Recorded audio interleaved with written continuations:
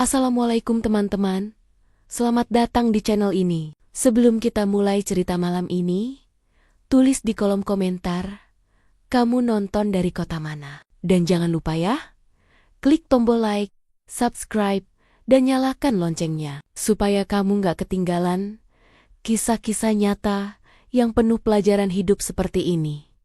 Oke, sekarang kalian boleh nilai aku dulu. Bilang, aku perempuan murahan, istri pengkhianat, perempuan yang gak tahu diri. Karena di mata orang, gak ada alasan yang bisa membenarkan seorang istri yang tergoda bos suaminya sendiri.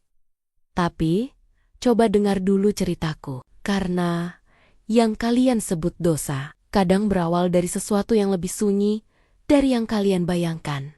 Kesepian. Namaku Indri, 35 tahun. Dan inilah kisah yang gak pernah aku ceritakan pada siapapun. Tentang bagaimana perhatian kecil dari seseorang bisa mengubah seluruh hidupku. Namaku Indri, 35 tahun. Istri dari seorang pria yang dulu pernah membuatku percaya bahwa cinta adalah hal paling sederhana di dunia. Namanya Anton, 36 tahun. Karyawan perusahaan properti yang ambisius dan disiplin. Dulu, setiap pagi dimulai dengan tawa. Sekarang hanya dimulai dengan suara notifikasi kantor.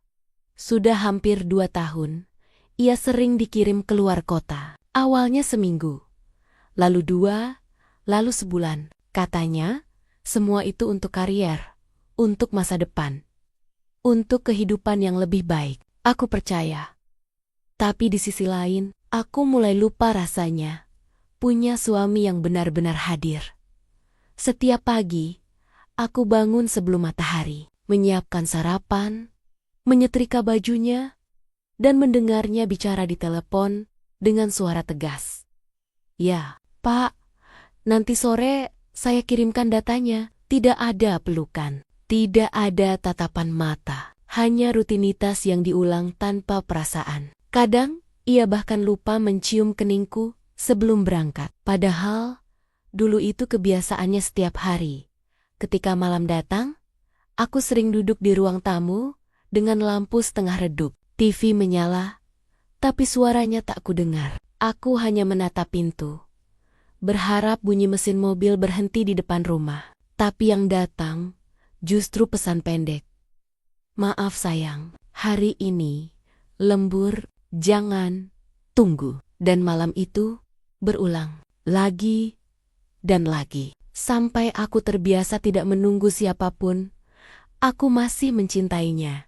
Atau setidaknya aku ingin percaya bahwa aku masih melakukannya. Tapi bagaimana mencintai seseorang yang perlahan terasa seperti tamu di rumah sendiri? Aku mulai sibuk mencari alasan untuk merasa hidup. Kadang dengan membaca buku, menonton film lama, atau sekadar menyiram bunga yang tak kunjung mekar di depan rumah. Lucu, kan? Bunga pun butuh disiram agar tumbuh. Tapi bagaimana dengan hati? Hingga suatu hari, Anton mengajakku menghadiri acara kantor tahunan. Aku berdandan seadanya. Blus putih, rok panjang, dan sedikit lipstik. Aku tidak ingin menonjol. Aku hanya ingin dilihat olehnya, walau hanya satu malam. Tapi sepanjang acara, Anton sibuk berbicara dengan rekan kerjanya. Ia meninggalkanku sendirian di meja pojok, dengan segelas jus yang sudah kehilangan esnya. Dan disitulah, aku pertama kali berkenalan dengan Hendra, bos Anton, pria berusia 41 tahun. Berpenampilan rapi, ramah, dengan cara bicara yang membuat siapapun merasa dihargai. Ia menyalamiku dengan senyum hangat dan berkata, "Jadi ini istri Anton ya?" Wajahnya anggun sekali. "Pantas suamimu tidak pernah berhenti bekerja keras." Aku tertawa kecil, menanggapinya sopan. Tapi di dalam hati ada sesuatu yang terasa aneh. Tatapan Hendra tidak seperti tatapan atasan pada istri bawahan. Tatapannya lebih lama dari yang seharusnya. Ada rasa ingin tahu di sana. Ada sesuatu yang belum ku mengerti, tapi cukup membuatku tidak nyaman. Sepulang dari acara itu, aku masih memikirkan cara dia berbicara. Bukan karena aku tertarik, tapi karena sudah lama tidak ada yang berbicara padaku seperti itu, memperhatikan, menatap, mendengarkan, dan aku benci mengakuinya. Tapi malam itu aku sadar, kesepian adalah pintu paling berbahaya. Sekali terbuka, bahkan hembusan angin kecil pun bisa masuk dan mengubah segalanya. Aku tidak tahu kalau dari pertemuan itu, hidupku yang tenang akan perlahan berubah. Bukan karena aku mencarinya, tapi karena seseorang akhirnya datang di saat aku berhenti berharap ada yang peduli. Aku pikir setelah acara kantor itu, semuanya akan kembali normal. Aku akan tetap jadi istri yang menunggu, dan Hendra akan tetap jadi bos yang jauh di luar kehidupanku. Tapi, ternyata aku salah. 2 hari setelah acara itu, sebuah pesan masuk ke ponselku. Nomor tak dikenal. Apa kabar, Bu Indri? Ini Hendra. Maaf kalau tiba-tiba chat. Cuma ingin bilang, senang semalam bisa ngobrol sebentar. Aku sempat diam beberapa detik. Kuperhatikan pesannya berulang kali. Tak ada nada aneh, tapi tetap saja rasanya janggal. Kenapa bos suamiku menghubungiku pribadi? Aku menjawab singkat, sopan, hanya, baik pak, terima kasih. Semoga sehat juga. Kupikir percakapan berhenti di sana. Tapi malamnya, notifikasi itu muncul lagi. Anton kerja keras sekali. Ya, jangan lupa jaga kesehatannya juga, Bu. Kalimatnya sederhana, tapi ada sesuatu di balik kata-kata itu yang sulit dijelaskan. Sopan, tapi terlalu pribadi. Ramah, tapi terasa dekat. Aku memilih tidak membalas. Hari-hari berikutnya, pesan-pesan itu datang lagi. Kadang pagi, kadang sore, awalnya tentang pekerjaan. Lalu mulai bergeser pelan-pelan. Bu Indri, suka masak ya? Saya lihat waktu acara itu, Ibu kalem banget. Jarang loh sekarang perempuan bisa sesopan itu. Atau sekadar, hari ini kelihatannya hujan, jangan keluar sendirian. Awalnya, aku merasa risih, tapi lama-lama, aku mulai menunggu notifikasi itu. Rasanya aneh. Ada rasa bersalah setiap kali membaca pesan darinya. Tapi juga ada rasa hangat yang sudah lama tidak aku rasakan. Anton jarang menghubungi. Bahkan kalau aku kirim kabar, jawabannya selalu pendek dan tergesa. Sedangkan Hendra selalu punya waktu. Suatu malam aku menatap layar ponsel, menatap chat darinya yang baru masuk. Kalau boleh jujur Bu, saya suka cara Ibu bicara. Tenang, tapi berisi. Jarang saya ketemu orang seperti itu. Aku menatap pesan itu lama sekali. Sebagian diriku ingin marah. Sebagian lagi ingin pura-pura tidak peduli. Tapi bagian terdalam dalam diriku justru tersenyum lemah. Mungkin karena terlalu lama, tak ada yang memuji. Aku tidak membalas malam itu. Tapi keesokan paginya, aku membaca pesannya lagi. Dan kali ini, aku mengetik satu kalimat balasan pendek. Terima kasih, Pak. Saya cuma berusaha jadi diri sendiri. Sejak saat itu, sesuatu yang tidak seharusnya dimulai, perlahan mulai tumbuh, dayam-dayam. Hari-hari berikutnya, pesan makin sering datang. Kami mulai berbicara tentang hal-hal kecil, makanan, film, bahkan tentang rasa bosan di rumah. Dan dari setiap percakapan itu, aku merasa seperti sedang berbicara dengan seseorang yang benar-benar mendengarkan. Suatu sore, aku sempat berkata dalam hati, kenapa aku bisa nyaman bicara dengan orang lain, tapi tidak dengan suamiku sendiri? Pertanyaan itu menampar. Tapi aku tidak punya jawaban. Aku tahu, aku seharusnya berhenti. Aku tahu, semua ini bisa berbahaya. Tapi di sisi lain, aku juga tahu, seseorang yang haus perhatian tidak akan berhenti minum, meski tahu airnya beracun. Dan Hendra tahu persis cara membuatku haus lagi. Hubungan kami di WhatsApp terus berlanjut. Awalnya hanya beberapa pesan singkat di sela-sela hari. Tapi sekarang sudah menjadi kebiasaan. Hendra selalu tahu kapan harus muncul. Saat aku sedang merasa sepi, saat suami tak menghubungi, atau saat aku sedang ingin bicara, tanpa harus menunggu dipahami. Aku tahu ini salah, tapi bagaimana cara berhenti? Kalau setiap kali aku mencoba menjauh, justru rasa ingin tahu yang lebih besar muncul. Bu Indri, udah makan siang? Saya lewat kantor suami ibu. Dia belum pulang dari meeting. Atau sekadar, kalau malam minggu sendirian, jangan sedih. Kadang, kesepian itu cuma tanda kalau hati ibu masih hidup. Pesan-pesan itu datang tanpa diminta. Tapi entah kenapa, selalu tepat waktu. Aku sempat berpikir, mungkin Hendra hanya iseng. Mungkin hanya basa-basi sopan. Tapi semakin hari, caranya bicara terasa berbeda. Dia tidak pernah terang-terangan, tapi setiap kalimatnya seperti undangan yang perlahan menarikku lebih dalam. Lalu suatu hari, Anton pulang lebih cepat dari biasanya. Wajahnya lelah, tapi semangatnya aneh.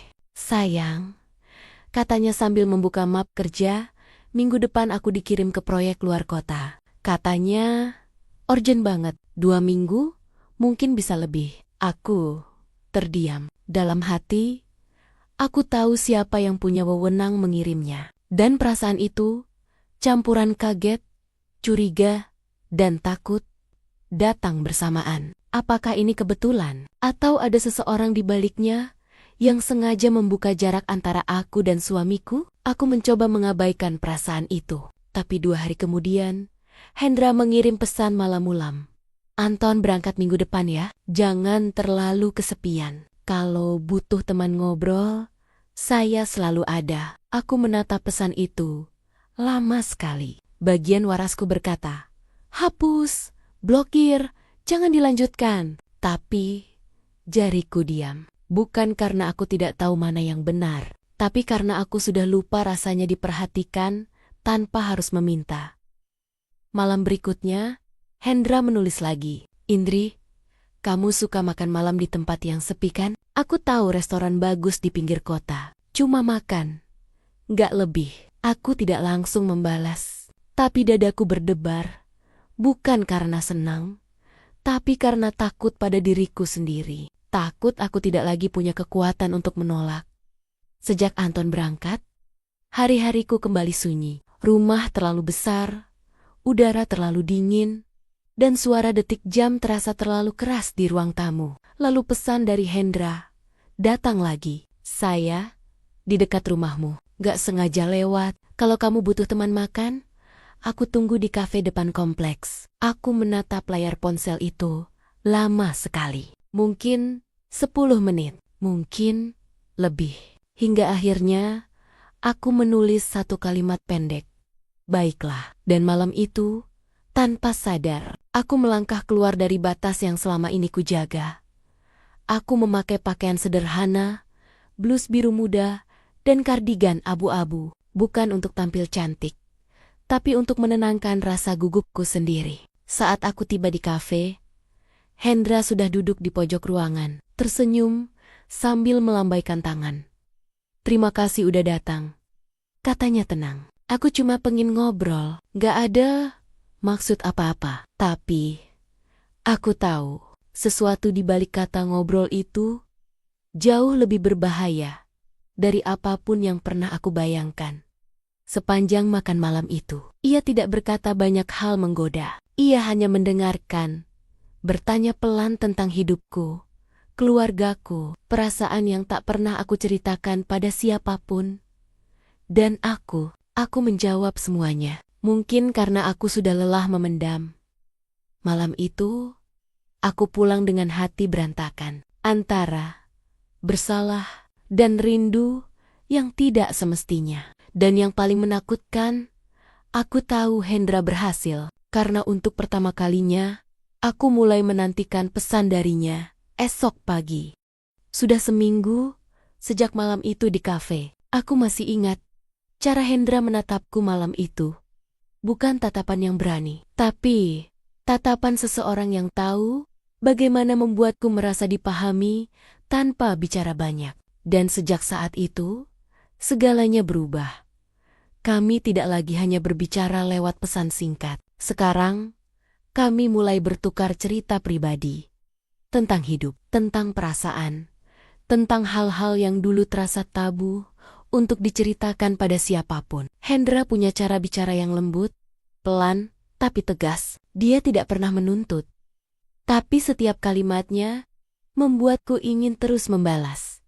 Kadang aku mencoba mengabaikannya. Aku sibukkan diri dengan rumah, membaca buku, memasak, lebih rajin dari biasanya. Tapi setiap kali notifikasi ponsel berbunyi, jantungku berdegup sedikit lebih cepat.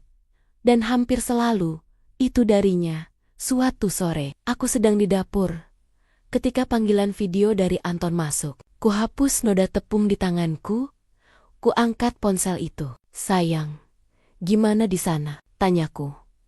Anton tersenyum sebentar, tapi wajahnya terlihat letih. Capek banget, tapi semua berjalan lancar kok. Lalu ia menambahkan, maaf ya, aku jarang kabarin. Sinyal di sini jelek banget. Aku tersenyum, mencoba terlihat biasa. Gak apa-apa. Yang penting, kamu jaga diri. Percakapan itu cuma bertahan 2 menit. Sebelum sambungan terputus, aku sempat mendengar suara seseorang memanggilnya. Suara perempuan. Entah siapa, entah kenapa. Dadaku menegang. Tapi, aku menepis pikiran itu cepat-cepat. Mungkin rekan kerja, mungkin cuma kebetulan. Tapi malam itu, aku duduk di ruang tamu sendirian lagi. Dan seperti tahu apa yang kurasakan, Hendra mengirim pesan. Kamu kelihatan lelah di foto profilmu. Jangan siring-siring, mikirin hal yang gak penting. Kadang orang gak sadar. Yang bikin kita sedih bukan apa yang mereka lakukan, tapi apa yang mereka gak lakukan. Aku membaca pesan itu berkali-kali, sampai akhirnya aku membalas. Kenapa kamu selalu tahu kapan aku butuh seseorang? Dia menjawab cepat, karena aku tahu rasanya gak punya siapa-siapa untuk mendengar. Entah kenapa, kalimat itu langsung menembus pertahananku. Karena ya, aku pun sedang merasa seperti itu. Hari berikutnya, Hendra meneleponku. Bukan pesan, bukan chat, tapi panggilan suara. Aku cuma mau dengar suara kamu sebentar. Katanya, gak ada alasan lain. Dan anehnya, aku tidak mematikannya. Kami bicara lama tentang hal remeh, tentang kesepian, tentang apa yang membuat kami soma-soma bertahan di hubungan yang terasa dingin. Sampai akhirnya, dia berkata dengan suara pelan, Indri, kamu gak pantas sendirian. Kamu perempuan baik, tapi dunia gak adil sama kamu. Aku tidak tahu harus menjawab apa, karena di balik kata-katanya, aku tahu ada sesuatu yang berbahaya sedang tumbuh. Dan aku sadar, setiap kali aku bicara dengannya, aku makin kehilangan kemampuan untuk menarik diri. Tapi yang paling menyakitkan, bukan karena aku mulai jatuh pada seseorang yang bukan suamiku. Yang paling menyakitkan adalah menyadari betapa mudahnya aku jatuh hanya karena sudah lama tidak dicintai dengan cara yang lembut. Anton sudah 2 minggu di luar kota. Awalnya dia bilang hanya seminggu, tapi tiba-tiba proyeknya diperpanjang. Bos minta aku tetap standby di lapangan. Katanya lewat telepon. Aku tersenyum, tapi di dalam hati ada sesuatu yang terasa janggal. Karena aku tahu siapa bos yang dimaksud. Setiap malam, aku masih mencoba menahan diri. Tapi setiap kali Hendra mengirim pesan, semua tekadku seolah hilang perlahan. Dia tidak pernah mendesak, tapi selalu tahu bagaimana membuatku merasa dibutuhkan. Sudah makan? Kalau hujan, jangan lupa minum teh biar hangat. Anton, sibuk ya? Kamu butuh teman ngobrol nggak malam ini? Semakin lama, kata-katanya terdengar semakin akrab. Dan yang membuatku takut, aku mulai merasa nyaman dengan itu. Suatu malam, aku menerima panggilan darinya. Suaranya tenang seperti biasa. Indri, besok aku mau meeting di kota kamu. Kalau sempat, aku ingin ajak kamu makan siang. Aku terdiam beberapa detik, menatap layar ponsel. Pak Hendra, saya rasa itu nggak pantas. Jawabku pelan. Dia tertawa kecil, tidak memaksa. Tenang aja, nggak ada yang salah dari makan siang. Aku cuma ingin ngobrol. Kamu terlalu sering sendirian. Dan aku cuma gak mau kamu ngerasa gitu terus. Aku tidak menjawab. Tapi keesokan harinya, entah kenapa aku tetap berdandan sedikit lebih rapi dari biasanya.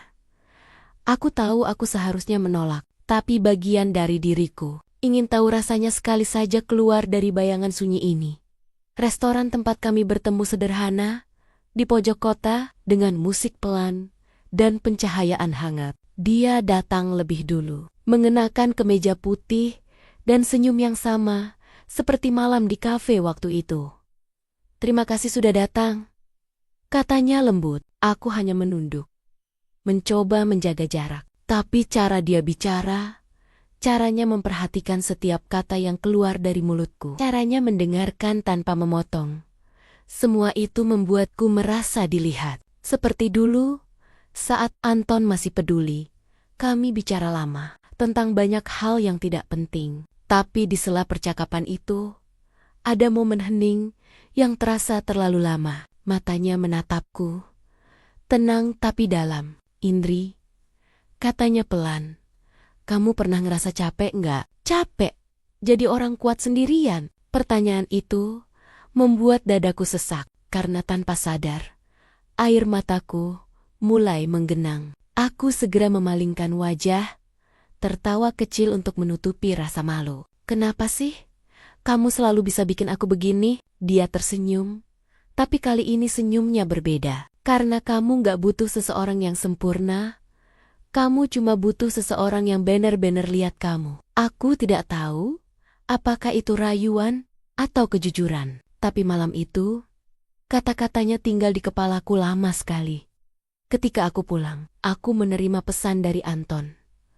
Cuma satu kalimat, "Maaf ya, besok kayaknya belum bisa pulang. Bos minta aku lanjut bantu tim proyek." Dan entah kenapa, aku mulai merasa benar-benar marah. Bukan karena Anton sibuk, tapi karena aku tahu, mungkin saja seseorang di balik layar sedang sengaja membuatku kesepian.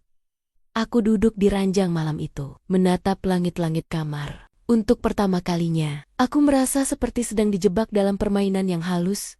Permainan di mana aku tidak pernah tahu kapan tepatnya aku kehilangan kendali. Dan di tengah semua rasa bersalah itu, satu pikiran menghantui kepalaku. Mungkin ini memang yang Hendra inginkan sejak awal. Sudah 3 minggu, Anton di luar kota. Katanya proyek belum selesai. Tapi aku tahu, bukan proyeknya yang berlarut, melainkan seseorang yang sengaja menahannya di sana. Aku mulai memperhatikan banyak hal kecil. Hendra sering menyebut-nyebut Anton dalam obrolan. Dia pekerja keras, tapi kadang terlalu mudah diatur. Katanya suatu hari lewat telepon, nada suaranya tenang, tapi entah kenapa membuatku merinding. Semakin hari, aku mulai melihat sisi lain dari Hendra. Dia masih perhatian, tapi caranya berubah. Bukan lagi sekadar peduli, tapi seperti ingin tahu segalanya tentang aku. Lagi? Di mana? Dengan siapa? Kenapa nggak balas chat? Pertanyaan-pertanyaan itu awalnya terasa manis, tapi lama-lama menyesakkan. Aku mulai merasa seperti dikurung dalam perhatian yang tidak sehat. Dan yang paling menakutkan, aku sadar aku sudah terlalu dalam untuk bisa lari begitu saja. Malam itu, Anton akhirnya menelepon. Suaranya terdengar letih, tapi ada sesuatu yang berbeda. "Sayang, kamu kenapa? Suaramu akhir-akhir ini aneh." Aku tersenyum kecil, mencoba terdengar biasa. "Enggak, cuma capek aja." Dia diam sebentar, lalu berkata pelan, "Indri, kamu nggak apa-apa di rumah sendirian kan?" Pertanyaan itu membuatku nyaris menangis, karena seandainya dia tahu kebenarannya, aku tak akan sanggup menjawab. Setelah panggilan itu berakhir, pesan dari Hendra langsung masuk. "Kamu bicara sama Anton barusan ya? Dia pasti nggak tahu seberapa sering kamu menangis di rumah." Aku tidak membalas, tapi beberapa menit kemudian, pesan lain masuk lagi. "Dia nggak pantas buat kamu, Indri. Kamu terlalu baik untuk disia-siakan." Aku menatap layar ponsel itu, lama sekali. Ada bagian dari diriku yang ingin marah, tapi ada juga bagian lain yang terluka, karena sebagian kata-kata Nia terasa benar. Hari berikutnya, Hendra datang ke rumah tanpa kabar. Aku kaget saat melihat mobilnya berhenti di depan pagar. Dia turun sambil membawa sekotak makanan dan senyum tenang di wajahnya. Katanya, "Kamu belum makan siang," katanya ringan. Aku menatap sekeliling, memastikan tak ada tetangga yang melihat. "Pak Hendra, tolong jangan begini." Tapi dia malah tertawa kecil. "Kenapa? Aku cuma khawatir." Aku tahu, bukan itu maksudnya. Sore itu, kami bicara di teras rumah. Awalnya tenang, tapi suasananya perlahan berubah. Nada suaranya lebih dalam. Matanya menatapku lebih lama dari biasanya. "Indri," katanya, "aku serius sama kamu. Aku bukan cuma bos suamimu. Aku laki-laki yang benar-benar jatuh cinta." Aku terdiam. Kata-kata itu seperti tamparan keras yang menyadarkanku bahwa semua perhatian selama ini bukan sekadar simpati, tapi jebakan. Aku berdiri perlahan, berusaha tenang. "Pak Hendra, jangan bicara begitu lagi. Saya nggak mau ada masalah. Suami saya masih bekerja di bawah Bapak." Dia menatapku lama, senyumnya berubah dingin. "Jadi, kamu takut setelah semua yang sudah aku lakukan buat kamu?" Aku menelan ludah. Untuk pertama kalinya, nada suaranya membuatku takut. Dia tidak lagi terdengar lembut. Dia terdengar seperti seseorang yang terbiasa mendapatkan apapun yang dia mau. Setelah dia pergi, aku duduk di ruang tamu, memegang ponsel yang masih menampilkan namanya. Aku sadar, selama ini aku pikir dia datang karena peduli, padahal dia datang untuk menguasai. Dan di titik itu, aku tahu, aku harus memilih antara melanjutkan sesuatu yang salah atau menghentikannya sebelum semuanya benar-benar hancur. Tapi aku tidak tahu kalau pilihan apapun yang akan kuambil setelah ini sudah terlambat. Hari itu, hujan turun deras sejak pagi. Aku duduk di teras rumah, menatap taman yang basah, memegang secangkir teh yang mulai dingin. Pikiran di kepalaku kacau. Tentang Anton, tentang Hendra, tentang diriku sendiri. Aku ingin percaya semuanya bisa kembali normal, tapi entah kenapa, perasaan itu terasa mustahil. Beberapa hari terakhir, Hendra makin aneh. Chatnya tidak lagi lembut seperti dulu. "Kenapa nggak balas? Kenapa kamu berubah? Jangan pura-pura nggak butuh aku, Indri." Aku mulai jarang membalas. Aku mencoba menjauh, mencoba berhenti, mencoba menebus kesalahanku dengan diam. Tapi Hendra tidak terima. Baginya, aku bukan lagi seseorang yang disukai. Aku adalah sesuatu yang harus dimiliki. Sore itu, tanpa kabar, dia datang lagi. Mobil hitamnya berhenti di depan rumah. Wipernya masih bergerak saat dia turun tergesa, mengenakan jas basah. "Indri, kita harus bicara." Suaranya terdengar di bawah hujan. Aku terkejut. Buru-buru keluar ke teras. "Pak Hendra, tolong jangan di sini. Nanti orang lihat." Dia tidak peduli. Tatapannya tajam, penuh tekanan. "Kamu sengaja ngehindar dari aku ya?" "Aku cuma butuh waktu," jawabku pelan. "Tapi aku nggak bisa nunggu," katanya keras. "Kamu tahu nggak seberapa gila aku mikirin kamu?" Aku mundur selangkah. Untuk pertama kalinya, perhatian yang dulu membuatku merasa hidup, kini membuatku takut. "Hendra, tolong, ini udah kelewatan." Dia menatapku lama, wajahnya berubah lembut, tapi suaranya bergetar. "Indri, kamu tahu aku nggak bisa mundur." Sebelum sempat kubalas, suara mobil lain berhenti di depan rumah. Aku menoleh, dan jantungku seketika berhenti berdetak. Itu Anton. Dia turun dari mobil, menatapku, lalu menatap Hendra. Hening, hanya suara hujan yang memecah udara. "Apa yang dia lakukan di sini?" tanya Anton pelan, tapi nadanya penuh luka. Aku tidak bisa bicara, bibirku terbuka, tapi tidak ada kata yang keluar. Hendra mencoba bicara duluan. Saya cuma mampir. Mau kasih laporan proyek? Tutup mulutmu. Suara Anton kali ini tajam. Aku tahu, kamu bukan di sini buat kerja. Matanya berpindah ke arahku. Jadi ini alasannya, kamu jarang ngangkat telepon. Bukan, Mas. Bukan, seperti itu. Suaraku gemetar. Aku cuma, tolong jangan panggil aku Mas sekarang, Indri. Potongnya dingin. Kalimat itu menembus hatiku seperti pisau. Hendra mencoba menengahi, tapi Anton langsung melangkah maju. Menatapnya dengan amarah yang jarang kulihat. Kamu bos saya, Pak Hendra, tapi malam ini jangan pernah injak rumah saya lagi. Aku bisa melihat Hendra berusaha tetap tenang, tapi sorot matanya berubah. Bukan takut, tapi seperti orang yang terluka karena kehilangan kendali. Dia menatapku tajam sebelum pergi, tanpa bicara lagi. Saat mobilnya menjauh, Anton berbalik menatapku. Tidak ada bentakan, tidak ada tangan yang terangkat, hanya satu pertanyaan pelan yang membuat air mataku pecah seketika. Sejak kapan kamu ngerasa aku nggak cukup? Aku tidak punya jawaban, karena jawabannya terlalu menyakitkan.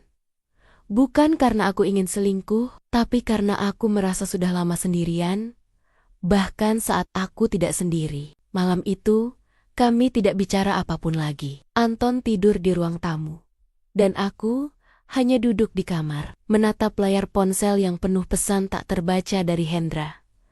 Aku tahu semuanya sudah berakhir, tapi aku juga tahu Hendra bukan tipe orang yang mudah menerima kekalahan. Sejak malam itu, segalanya berubah. Anton jarang bicara. Rumah kami terasa dingin, bukan karena cuaca, tapi karena keheningan yang menumpuk di antara kami. Setiap kali aku mencoba mendekat, dia hanya menatapku sebentar, lalu pergi tanpa kata. Aku tahu dia terluka, dan yang paling menyakitkan adalah menyadari luka itu aku yang buat sendiri. Sementara itu, Hendra tidak berhenti. Pesan-pesannya makin gelap. Aku nggak bisa tidur tanpa mikirin kamu. Kamu pikir aku bisa biarin kamu gitu aja setelah semua yang terjadi? Aku nggak butuh izin siapapun buat dapetin kamu. Awalnya aku pikir itu cuma ancaman kosong. Tapi malam-malam berikutnya, aku mulai merasa dia benar-benar serius. Ada mobil yang sering berhenti di ujung jalan. Ada telepon tanpa suara di tengah malam. Dan di setiap bunyi pintu, aku selalu merasa seperti ada yang mengintai. Aku tidak pernah cerita ke Anton, bukan karena tidak mau, tapi karena aku tahu, di matanya aku sudah kehilangan kepercayaan itu. Suatu malam, hujan turun deras. Aku sedang menyiapkan teh di dapur, ketika mendengar suara mobil berhenti di depan rumah. Kupikir itu Anton. Tapi saat kulihat dari jendela, jantungku nyaris berhenti. Itu Hendra. Dia turun dari mobil dengan langkah cepat, wajahnya basah oleh hujan. Matanya liar. Aku buru-buru keluar ke teras, menahan tangis. Pak Hendra, tolong pergi. Ini sudah gila. Dia menatapku. Matanya merah, suaranya pecah. Kamu nggak ngerti, Indri. Aku kehilangan semuanya karena kamu. Istriku tahu aku dipecat, tapi kamu diam aja. Seolah nggak pernah terjadi apa-apa. Aku gemetar. Maaf, tapi aku nggak bisa lagi. Semua ini salah. Dia menggeleng. Tertawa pelan. Tawa yang terdengar seperti orang putus asa. Kalau aku nggak bisa punya kamu, nggak ada yang boleh. Tiba-tiba, suara pintu terbuka keras dari belakangku. Anton berdiri di sana. Wajahnya pucat, tapi tegas. Hendra, suaranya menggema di tengah hujan. Cukup, pergi sebelum aku panggil polisi. Hendra menatapnya sebentar, lalu langkahnya maju satu kali. Hanya satu, tapi cukup membuatku panik. Anton berusaha melindungiku, tapi dalam detik yang kacau itu, segalanya terjadi terlalu cepat. Hendra mendorong Anton. Anton melawan. Mereka terpeleset di lantai teras yang licin. Aku berteriak, suara hujan menelan semuanya. Sampai akhirnya, suara keras terdengar. Kepala Anton membentur lantai batu. Hening, aku berlari histeris, memeluk tubuhnya. Hendra, tolong, dia berdarah. Tapi Hendra hanya berdiri di sana, terpaku, menatap tangannya sendiri, seperti tidak percaya dengan apa yang baru saja terjadi. Beberapa detik kemudian, dia mundur. Perlahan, mobilnya melaju pergi di bawah hujan, meninggalkan kami, aku dan tubuh Anton yang terkulai di pelukanku. Malam itu, segalanya berakhir. Anton meninggal di rumah sakit beberapa jam kemudian. Polisi datang, laporan dibuat, berita menyebar. Hendra ditangkap seminggu setelahnya. Di hotel kecil di luar kota, sendirian, wajahnya kosong. Dia tidak melawan, hanya berkata satu kalimat.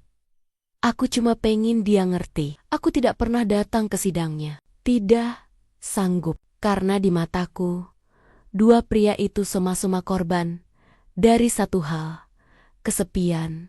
Sejak hari itu, aku hidup sendiri. Setiap pagi aku masih menyiapkan 2 cangkir teh, satu untukku, satu untuk bayangan Anton yang tak pernah kembali. Kadang aku duduk di teras, memandangi taman yang dulu dia rawat, berharap hujan turun lebih lama, supaya aku bisa menyalahkan langit atas air mata yang terus jatuh. Aku sudah kehilangan segalanya, dan setiap kali aku mengingatnya, hanya satu kalimat yang terlintas di kepalaku. Kesepian memang tak membunuh dengan cepat, tapi kalau dibiarkan terlalu lama, ia bisa membunuh segalanya. Cinta, kepercayaan, bahkan hidup seseorang.